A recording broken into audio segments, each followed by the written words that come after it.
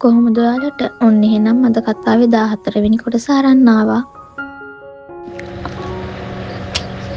කිසි දෙයක් මතකෙට නොයෙද්දී කොල්ලා වීරුවෙන් වගේ ඇඳෙන් නැගිට්ටි අතට කෙනෙක් කරලා තිබ්බ කැණි ගලවගෙන.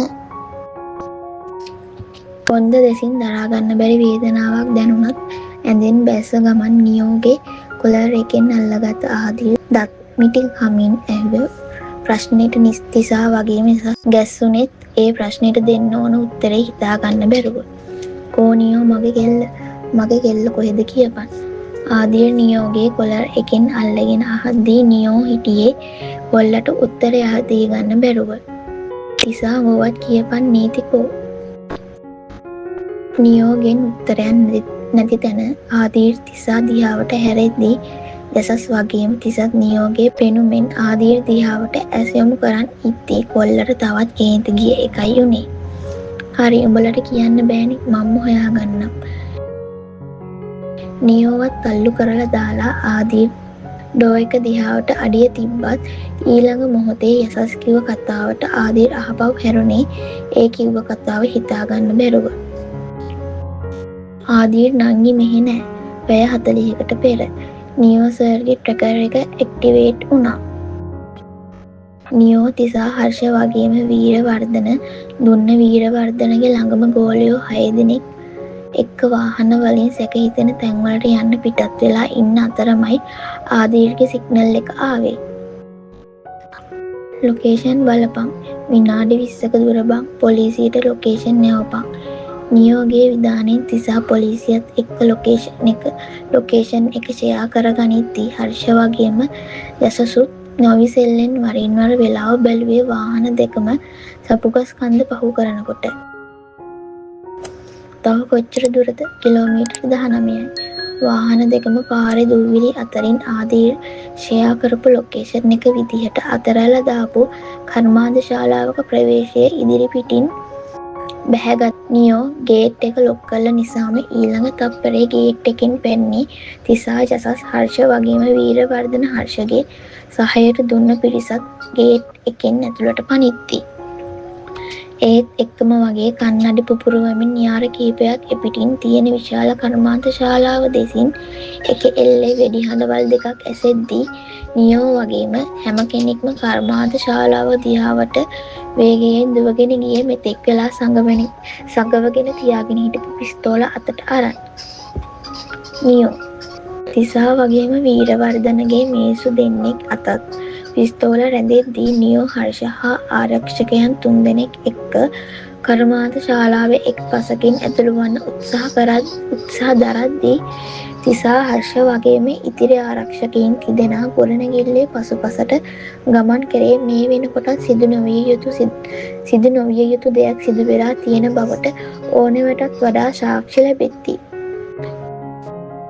නියෝ ඇතුළු පිරිස කර්මාන්ත ශාලාවේ ඉදිරිපසින් ඇතුළු වන්න උත්සාහ කරත් ඒ හැම උත්සාහයක්ම ව්‍යර්ථ වෙද්දී අහම්බෙන් ඇහැ ගැටුණු දෙවන මහලේ ජනේලයක ආධාරයෙන් නියෝ ඇතුළට පනින විටමයි වේගයෙන් ආ පොලිස් රථ කිහිපයක් කර්මාන්ත ශාලා ගේට්ටුව ඉදිරිපස නතර කරේ.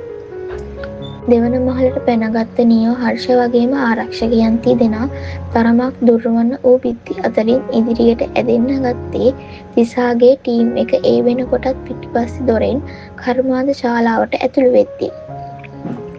දෙවන මහලේ කුඩා පැසේජය දිගේ අඩියක් ඉස්සරහට තියන්න හදනකොටමයි ඈත ඉඳන් ලං වෙන අඩි සද්දයක් නිසා නියෝගේ ටීම් එක අඳුරේම බිත්තියට හේතුනේ.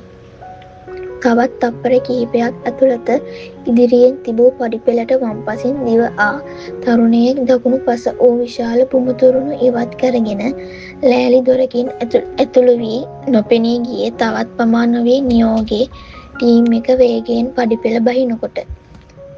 නියෝ අවසන් පඩිය මතට පය තබද්දී පහළ මහල කෙළවරේ තිබූ දොර විවර වෙද්දී නියෝගේ වගේම ආරක්ෂකයෝ දෙන්නගෙත් පිස්තෝල ඒ වෙතට විවර වෙද්දී දොරෙන් ඇතුළු වුණ තිසාගේ ටීම් එකෙත් පිස්තෝල නියෝගේ ටීම් එකට යොමු වුණේ ටීම් දෙකම අවසානයේ එකම තැනකට ළඟා වෙලා. තිසා නියෝ තිසාට බුමුතුරුණු අසලින් පෙනෙන ලෑලි දොර පෙන්වද්දී තිසා ලෑලි දොරට දෑත ගෙන ගියත් නොහිතපු විදිහට අනෙක් පසින් ලෑලි දොර විවර වුණෙත් දැන් මොහොතකට කලින් නියෝගේ ටීම් එක ඉස්සරහින් දුවගෙන ගිය තරුණයා ඒ මතින් මතුවෙලා ඔහුගේ දෑස් විශාල වුණෙත් පොලිසියෙන් කියලා ඒ තරුණයාගේ කෑ ගැහිල්ලත් එක්ක ඔහුව පහළට තල්ලු කරගෙනම තිසා එක්ක නියෝ ඇතුළු වුණෙත් ලී පඩිපෙළ භාවිතයෙන් බිම්මහලේ කොරිඩෝවකට ටීම් දෙකම ඇතුළු වුණෙත් තිසා ඒ තරුණයාගේ හිසට පිස්තෝලය එල්ල කරගෙන ඔහුව ඉදිරියට කරගෙන පටු කොරිඩෝව තුළින් ඉදිරියට ඇදෙත්දී ඉක්මනට යමන්.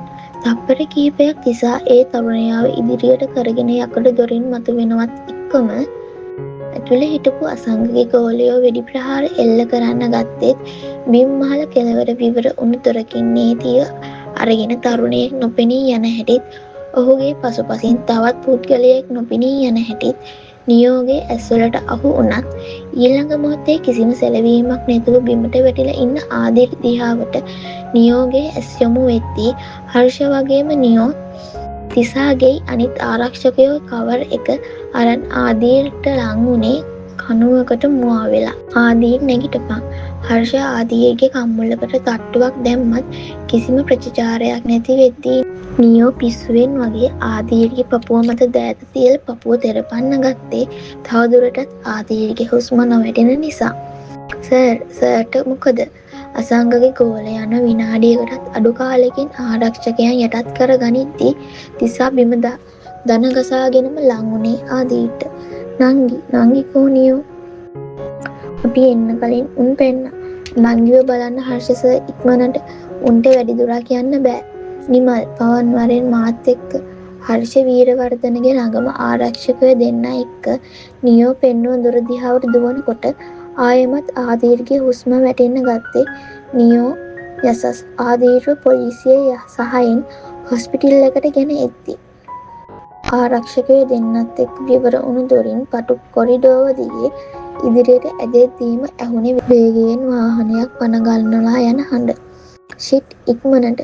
පුළුවන් උපරිම වේගයෙන් හර්ෂ උඹගේ ඉවර වෙන දොරට ලං වුණත් ඒ වෙනකොට සුදු පාට වෑන් එක මාර්ගෙ නොපෙනී ගියේ හර්ෂ නම්බර් ප්ලේට් එක කටපාඩම් කරගනිද්දී. 5යි 6යි 3යි 4යි 5යි 6. ඉක්මනට නම්බර් එක හැමෝටම යවපන්. මට දැම්ම වාහනයක් ඕන මෙතනට. එක් පැත්තකින් ආදීර්ව ගත්ත ගෙලා රථය රෝහලට ගිලෙද්දී හර්ෂ තිසා එක්ක මගහැරුණු වෑන් එක පසුපස යන්න ගත්තේ. යසස් පොලිස් නිලධාරීන් එක්ක වාහනේ ට්‍රැක් කරන්න ගත්තේ නියෝ වගේම වීරවර්ධනගේ ආරක්ෂකයෝ 4 දෙනෙකුත් ආදීර්ගේ ආරක්ෂාව වෙනුවෙන් ගිලා රථය අනුගමනය කරද්දී. ෂිට් ඔන්න මග ඇරුණ අපිට. වාහනේ පාර අයිනක නවත්තලා හර්ෂ කේන්තියෙන් වාහනේ ඩෑෂ් බෝඩ් එකේ හිස ගසා ගත්තේ කේන්තියෙන්. පැයක් විතර සැක හිතෙන හැම ප්‍රදේශයකටම ගියත් වෑන් එක ගැන කිසිම හෝඩුවාවක් නොලැබෙද්දී පොලිසියේ CCTV දර්ශන මගිනුත් කිසිම උදව්වක් නොලැබෙද්දී ආදීර් ICU ඇඩ්මිට් කරපු පණිවිඩේ එක අතකින් ලැබෙද්දී හර්ෂ හිටියේ වැටෙන්න පුළුවන් උපරිමය වැටිලා. නියෝ ICU එක ඉස්සරහා පුටුවකට බර වෙලා නලල් සිරපවාගෙන හිටිය නියෝ ගැස්සුනේ ඒ ගාම්භීර හඬට. විජේ බණ්ඩාර නිලමේ නියෝ ආදී මගේ කොල්ලට මොකද? වෙනදට තේජවන්තව ඉන්න ඒ රූපේ අද මලානිකව ආරක්ෂකයොත් එක්ක ඇවිදන් එද්දී නියෝ නිහඬවම විජේ බණ්ඩාරට ඇඳ මත ජීවිතයත් එක්ක සටන් යොදන ආදීර් දිහා බලන්න ඉඩ දුන්නේ විජේ බණ්ඩාරගේ සමීපතම ආරක්ෂකයෙක් විජේ බණ්ඩාරව බලෙන්ම වගේ පුටු පේලියෙන් වාඩි කරවනකොට. මං ඔය එක එකත් ඉතුරු කරන්නේ නියෝ කොහෙද උන්? තාම කිසි ආරංචියක් නැද්ද? නෑ නිලමේ. නියෝ මලානික කටහඬකින් කිව්වත් ඊළඟ මොහොතේ කොහෙදෝ ඉඳන් දුවගෙන ආපු තිසාගේ හඬටයි විජේ බණ්ඩාර නියෝ වගේම ආරක්ෂක බටියොත් තිසා දිහා බැලුවේ. නංගිව හම්බුණා.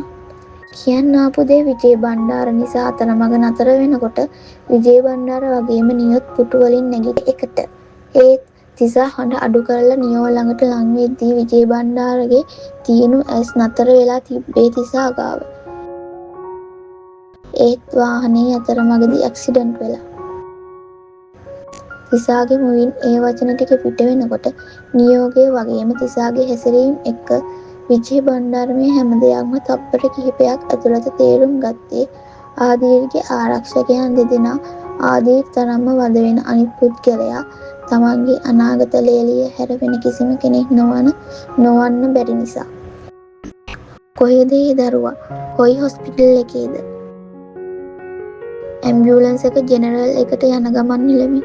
ජෙනරල් එකේ ෆැසිලිටීස් මදි. ඊට වඩා මෙහෙට දුරත් අඩුයි. එතනින් කෙලින්ම මෙහෙට එන්න කියන්න. අනිත් දේවල් මං බලාගන්නම්. විජේ බණ්ඩාරගේ ප්‍රතිචාරය සතුටුදායක වුණත් ඒ වෙලේ තිබ්බ වාතාවරණය නම් කිසිම විදිහකට සතුටු වෙන්න පුළුවන් වාතාවරණයක් නෙවෙයි. තිසා හේම හර්ෂට ඇමතුමක් ලබා දෙද්දී ඔපරේෂන් තියටර් එකකින් ආදීර්ව භාරව සිටි වෛද්‍යවරයා එළියට ආවේ. ඩොක්ටර් විජේ බණ්ඩාර වගේම නියෝත් වෛද්‍යවරයා අසලට ළඟා වුණේ එකටම. He is out of danger now. සුසුම්නාව ළඟින්ම බුලට් දෙක ගිහින් තිබ්බත් ජීවිතේට කිසිම ඉෂුව එකක් නැහැ. තව පැයකින් විතර නෝමල් වෝඩ් එකට දැම්මාම පේෂන්ට්ව බලන්න පුළුවන්. නියෝගේ උරමත දෑත තියලා විජේ බණ්ඩාර රත් හිනාවකින් සංග්‍රහ කරපු වෛද්‍යවරයා එතනින් නික්මෙද්දී නියෝ තිසා වගේම විජේ බණ්ඩාරටත් සැනසුම් සුසුමක් හෙළුවේ. චික් බැරියස් දාලා හැමතැනම අරුණත්ව පිස්සු බල්ලෝ වගේ පන්නනවා. අසංගේ ඉදිරියෙන් පෙනෙන පොලිස් මුරුපොල දැකලා කියද්දී ජීවන් වෑන් එකේ ස්පීඩ් එක බාල කරේ. එහෙම බැරියස් එකට නොපෙනෙන හරස් පාරකින් වාහනේ ආපස්සට හරවනකොට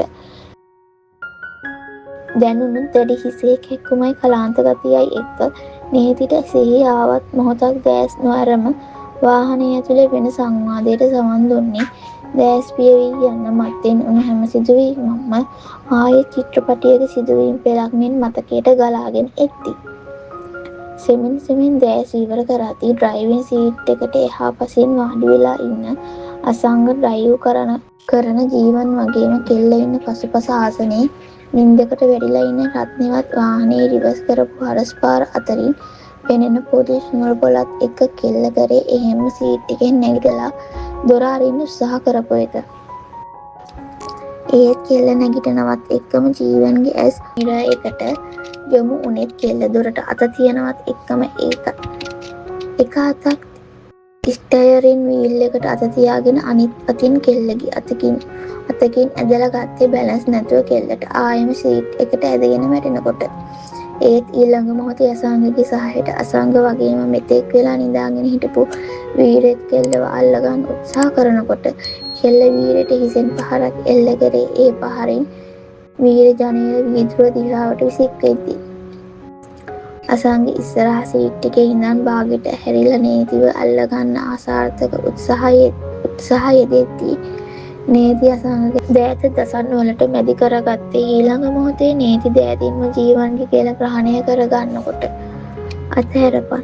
ජීවන් එක අතකින් ස්ටියරින් වීලය අල්වගෙන වාහනේ ඉදිරියට ගෙනියන්න අසාර්ථක උත්සාහයක යෙදෙද්දී අසංග නීතිව දෑතින්ම ජීවන්ගෙන් මුදවන්න උත්සාහ කරද්දී ඉදිරියෙන් එන ලොරිය ගැටෙන්නේ ඔන්න මෙන්න තියෙද්දී ජීවන් වාහනේ වමට කපද්දී ලොරියට ඕවර්ටේක් කරපු කාර් එකේ හැප්පීගෙනම වෑන් එක වට කිහිපයක් පෙරළුනේ තප්පර කිහිපයක් ඇතුළත. නංගි ඇස් අරින්න ළමයෝ. හොස්පිටල් එකේ ඉස්සරහ වාහනේ නතර කරද්දී ට්‍රොලි එක තියලා ඇතුළට ගෙනියන නීති පස්සෙන් හර්ෂත් දුවගෙන ආවේ. යසසුත් හර්ෂත් එක්කම ඇවිත් අන්තිමේ කෙල්ලව තියටර් එක ඇතුළට ගනිද්දී රිලැක්ස් වෙයන් හර්ෂ. යසස් හර්ෂගේ උරහිසට අත තියලා කිව්වත් කෙල්ලගේ මුහුණ වගේම අත්පාත් ලේවලින් මෙහෙලා තියෙද්දී හර්ෂ පුටුවට කඩාගෙන වැටුනේ නියෝට කතා කරන්න කියලා යසස්ට කියාගෙනමයි. හර්ෂ ගාර්ඩ්ස්ලත් එක්ක හැම අස්සකම අසංකලව හොයද්දී පහේ කනුව පාස් කරලා වෑන් එක ගිය බව යසස් කොල්ලට කිව්වේ. ඒ එක්කම වාහන දෙක ආපහු හරවගෙන විනාඩි 15ක් 20ක් ඇතුළත පහේ කනුව පාස් කරලා වෑන් එක හොයාගෙන ඉදිරියට ඇදෙද්දී වාහන පෝලිමත් එක්ක බොහෝ පිරිසක් වට වෙලා ඉන්න හැටි දැකලා කොල්ල එතනට දුවන්නේ. ලොරිය වෑන් එක කාර් එකත් එක්ක තවත් ට්‍රීවිල් එකක් එකිනෙක හැප්පිලා වෑන් එක වගේම ට්‍රීවිල් එක උඩු යටිකුරු වෙලා තියෙද්දි අසල ඉන්න මිනිස්සු තුවාලකරුවන්ට වාහන වලින් එළියට ගන්න උත්සාහ කරද්දි කොල්ලත් පිස්සුවෙන් වගේ වෑන් එක අසලට දුවගෙන යද්දිමයි ඒ තුන්දෙනෙක් එකතු වෙලා වෑන් එකේ හිර වෙලා හිටිය කෙල්ලව හර්ෂගේ ඇස් ඉස්සරහදිම ඔසවලා ගත්තේ. දෑත් වගේම කඩා බැරිලා ලෙයින් නැහිවිලා ඉන්න කෙල්ලව දැක්කම හර්ෂට කකුල් පණ නැති වීගෙන යනවා වගේ දැනුණා. ඊළඟ මොහොතේ කොල්ල නතර කරපු ඇම්බියුලන්ස් එකට කෙල්ලව දාගනිද්දී ඇම්බියුලන්ස් එකට නැග්ගේ හිත අසි 1000ක් හැඟීම් පොර කනකොට. වීරවර්ධනගේ ආරක්ෂකයෝ ඇම්බියුලන්ස් එක ෆලෝ කරනකොට අන්තිමේ විජේ බණ්ඩාරගේ අනුදැනුමින් රෝහල් කාර්ය මණ්ඩලය හැම දෙයක්ම සූදානම් කරලා තියෙද්දි ඇම්බියුලන්ස් එක රෝහල ඉදිරියෙන් නතර කරේ ආදීර්ව නෝමල් වෝඩ් එකට ගෙන එද්දී දැනට කිසි දෙයක් කියන්න අමාරුයි. ගොඩක් බොඩි එකෙන් රෙඩියුස් වෙලා වගේම පේෂන්ගේ අභ්‍යන්තර ලේ ගැනීමක් තියෙනවද කියලත් අපිට සැකයි. ඒ නිසා මේ වෙලාවේ පේෂන්ගේ කන්ඩිෂන් එක ගැන කිසිම අප්ඩේට් එකක් දෙන්න බෑ. වෛද්‍යවරයා එතනින් නික්ම යනකොට හර්ෂ බිත්තියට වාරු උනෙත් විජේ බණ්ඩාර ආදීල් ළඟ රැඳෙද්දී නියෝ නීතිව හොයාගෙන ආවෙත් ඒ වෙලේ. අවසානයේ පැය 3ක ශල්‍ය කර්මයකින් පස්සේ වෛද්‍යවරයා තියටර් එකෙන් එළියට ආවත් ඊළඟට ඔහු කියපු දේ නිසා හර්ෂ එහෙම්ම පුටුවට කඩන් වැටුනේ නියෝටත් දෙපා පණ නැති වීගෙන යනවා වගේ දැනෙද්දී. ඔපරේෂන් එක success but patient coma stage එකක ඉන්නේ. ටෙම්පරරි ස්ටේජ් එකක් වෙන්නත් පුළුවන්. ඒත් වෙන්න තියෙන හොඳම දේ වෙනුවෙන් බලන් ඉන්න එකයි කරන්න තියෙන්නේ. වර්තමානයේ මොකක්ද යසස් කියපු දේ නැහුණා වගේ ආදී රසස් දිහාවට හැරුණේ ඒ කියපු දේ නැසුණ ගානට. නංගිගේ ලයිෆ් එක ගැන බලාපොරොත්තු තියාගන්න අමාරුයිලු ආදී ඩේන්ජර් එක අඩු වුණත් මොකක්ද යකෝ සදහටම ඇස් අරින්නේ නැති වෙන්න පුළුවන්. නංගි කොහොම ස්ටේජ් එකකට ගිහින් බං. ඊළඟ මොහොතේ දෙපා පණ නැතුව ආදීර් පොළව මත වාඩි වුණේ දෑතින්ම හිස කෙස් ඇද ගන්න ගමන්. ඔය පොත මොකක්ද අයියේ? මේක ඩයරියක්. ඔයාගේ නෑ එහෙනම් ඇන් ෆ්‍රැන්ක් කියලා ගෑනු ළමයෙක්ගේ. ඉතින් ලස්සනද එයාගේ කතාව? ඇයි එහෙම අහන්නේ? ලස්සනද කියලා? ලස්සනද කියලාද? ඔව්. ඉතින් කතාවක් නම් ඒ කතාව ලස්සන නිසානේ ඔයා කියවන්නේ නැත්තේ. ඒ නිසා. සමහර කතා තියෙනවා නංගි අපි මතු පිටින් දකින ලස්සන ඇතුළාන්තයෙන් නැති. අපේ ජීවිතෙත් ඒ වගේ හැම තප්පරයක්ම දවසක්ම එක වගේ ලස්සන සතුටුදායක නොවෙන්නේ වෙන්න පුළුවන්. ඒත් ඒ දවස සතුටුදායක එකක් කරගන්නවද නැද්ද කියන එක තීරණය කරන්නේ අපි. තේරුණේ නැහැ නේද? පොත යතේ තියාගෙනම ආදී නේද දිහාවට හැරුණා. මෙහෙම හිතන්නකෝ මොකක් හරි හේතුවකට ඔයාට සිද්ධ වෙනවා ඔයාගේ පවුල ඇයත් එක්ක හැංගෙන්න. නිකම්ම නෙවෙයි මාස ගානකට. ඊටත් නිකම්ම ගෙදරක හැංගෙන්න නෙමෙයි. කිසි කෙනෙක්ට හොයාගන්න බැරි වෙන්න බේස්මන්ට් එකක වගේ. ඉතින් ඔයාට ඕන විදියට එතනදී ඉන්න බෑ. ලයිට් පාවිච්චි කරන්න බෑ. හැමති හැම කෑමක්ම කන්න බෑ. ඉරේරිය හුළඟ වදින්න එළියට යන්න බෑ. ඊටත් නීති දිගටම ආදීර් දිහා බලාගෙන හිටියත් ක්‍රමක්‍රමයෙන් ආදීර්ගේ කටහඬ නැසී ගියේ ආදීර්ගේ දෙතොල් සෙලවීම විතරක් නීතිට පෙනෙද්දී. ඒත් තවත් ටික වෙලාවක් ගත වෙද්දී ආදීර් ඉන්න බෙන්ච් එකෙන් නීතිව ඈතට ඇදිලා යන්න ගත්තේ අවට පරිසරය සම්පූර්ණයෙන්ම අඳුරු වෙලා එක් වරම අඳුරු කාමරයක නීති නතර වෙද්දී. හතර වටින්ම අඳුර විතරක් පෙනෙන්න තිබුණ එක ග්‍රිල් ජනේලයකින් විතරක් ආවරණය වෙලා තිබුණ කාමරය තුලින් උස්ගඳක් පමණක් දැනෙද්දී නීති බිත්තියට හේතු වෙලා දන හිසේ මුහුණ හොවාගත්තේ කාමරය පුරාම පැතිරිලා තිබ්බ දැඩි නිහඬ බව වගේම গুপ্ত බව දරාගන්න බැරුව. මනට හැරෙන්න නංගි මං බලන් ඉන්නවා.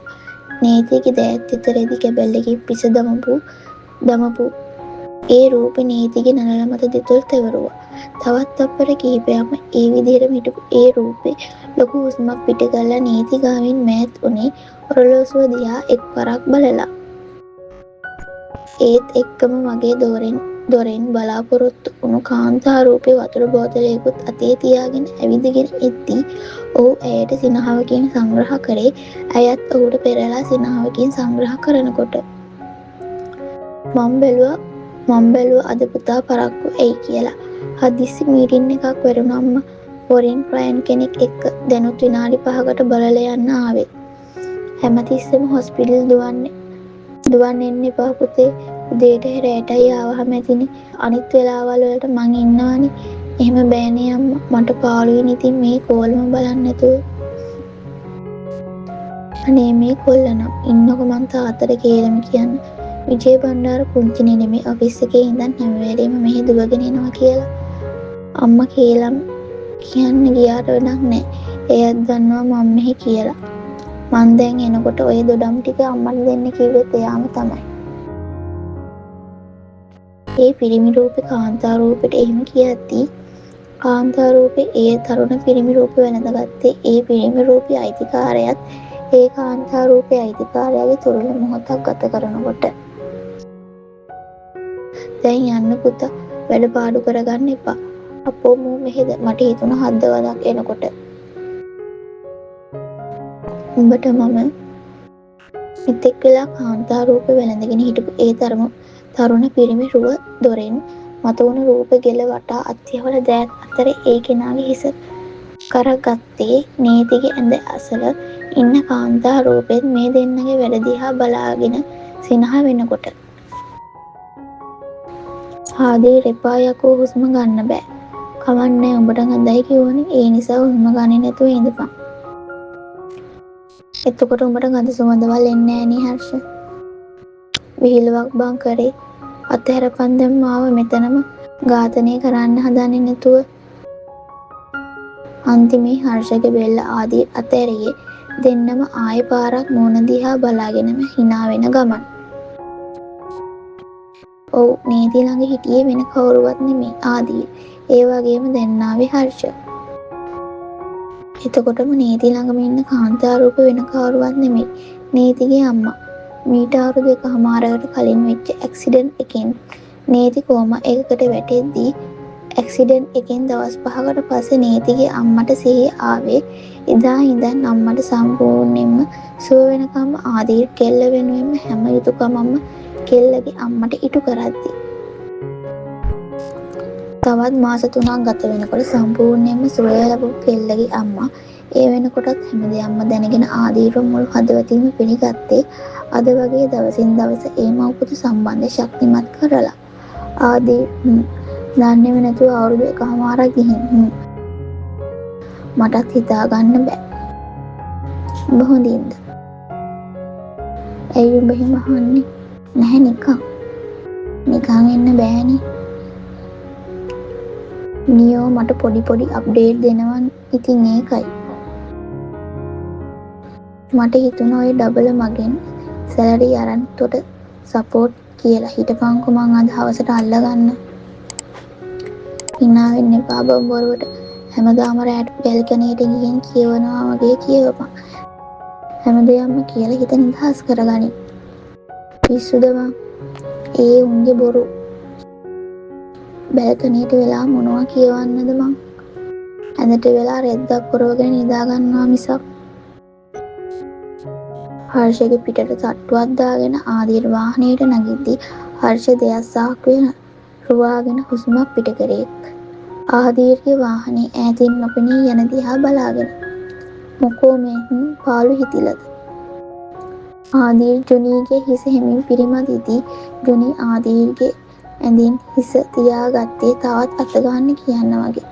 ඔයාටත් පාළුයිද? මටත්. ජොනීවත් පහු කරගෙන බැල්කනි අත්වැටට හේතු වුණ ආදීර් කාමරයේ මුල්ලක තිබුණු බෝතලයකින් අඩක් හිස් කරේ බැල්කනි අත්වැටටම පිට දීලා බිම වාඩි වෙලා ජොනීගේ හිසත් ඔඩොක්කුවට ගන්න ගමන්. එයා නරකයි නේද ජොනී? මෙච්චර කල් අපිව බලන්න ඇසැරියේ නෑ නේද? අපිත් එයාව බලන්නේ නැතුව ඉමු හරිද? ඔයත් ඇස් වහගන්න මාත් එහෙම ඇස් වහගන්නම්. එතකොට අපිට එයාව පේන්නෙත් නැහැ. හරියටම බැල්කනිය කෙලින් රාමු කරලා බිත්තියේ එල්ලලා තියෙන නීතිගේ ඡායාරූපය දිහා බලපු ආදීර් එක අතකින් ජොනීගේ ඇස් වැහුවේ ජොනී එපා කියන්න ජොනීගේ අතකින් ආදීර්ගේ අත අයින් කරද්දී. හාත්පසින්ම අඳුර විතරක් ග්‍රිල් හරහා ගලා එද්දී නීති බිම වාඩි වෙලාම බැලුවේ ජනේලයෙන් එපිට පෙනෙන පරිසරය දිහා. ඉන්න තැනින් නැගිටලා ඒ ග්‍රිල් ගේට්ටුව අතරින් ලෝකය දකින්න ඕන වුණත් නීතිට ඒ දේ කරන්න ශක්තිය නැහැ.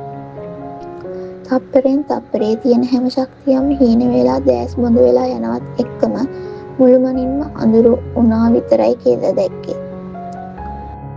ඇස් අරින ඊළඟ මොහොතේ නීති හිටියේ මල් වත්තක් මැද. විවිධ පාට වල මල් වර්ග සමනල්ලු අතරින් නීති ඉස්සරහට ඇවිදගෙන යනකොට නීතිට අඩි කිහිපයක් ඉස්සරහින් හිටපු පුද්ගලයා සුදු පැහැති මලක් අතේ රඳවගෙන ඉස්සරහින් තිබුණු සුදු පාටින් දිස්න දුන්න දොර දිහාවට ඇවිදගෙන යද්දී නීති ඒ කෙනා ළඟට දුවගෙන ගියා. තාත්තේ නීතිගේ කටහඬ නිසාම ඒ කෙනා ආපසු හැරුණා. තාත්තේ නීති දරුවෝ මට මතක් වුණා තාත්තේ ඔයාව ගොඩක්. මටත්. ඒත් තාම ඔයා මගෙත් එක්ක එන්න වෙලාව ඇවිල්ලා නෑ නීති යන්න. අර ඈතින් පේන දොර වැහෙන්න කලින් යන්න.